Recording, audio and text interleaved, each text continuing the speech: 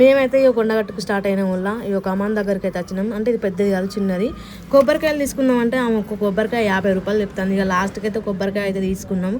మా వాళ్ళు శ్రీరామ జయరామ అనుర్రి అని అంటే ఒకళ్ళు మొక్కలు ఒకళ్ళు చూసుకుని అవుతారు. ఈ ఒక అమ్మ నచ్చేసింది మన కొండగట్టుకమ్మ అని కోనేరుకి వచ్చినాం. కోనేట్లో కొబ్బరికాయలు కొట్టినాం, మొక్కినాం, చేసినాం. సూపర్ అంటే సూపర్ ఉండేది కోనే, నాకు మస్తు నచ్చింది. మా హనీగాడు ఎటు వచ్చినామంటే కొండగట్టుకు వచ్చినామని చెప్పింది. ఎందుకు ఇలా హనీ పాప బాగా డల్గా ఉన్నది. ఇక మా ఫ్రూట్ కొబ్బరికాయ కొడుతుంది చూడురుల్లా. అసలు కొబ్బరికాయ వలుగుతుందా మరి దాని చేతికి ఏమన్నా అవుతుందా అర్థమవుతలేదు. లాస్ట్కి అయితే కొట్టంగా అయితే కొబ్బరికాయ అయితే వలిగింది. మా ఫ్రూట్ కొబ్బరికాయ ఎట్లా కొడుతుంది అని చెప్పేసి వీళ్ళందరూ చూడు ఎట్లా చూస్తారో ఆశ్చర్యంగా పోయి చూస్తారు.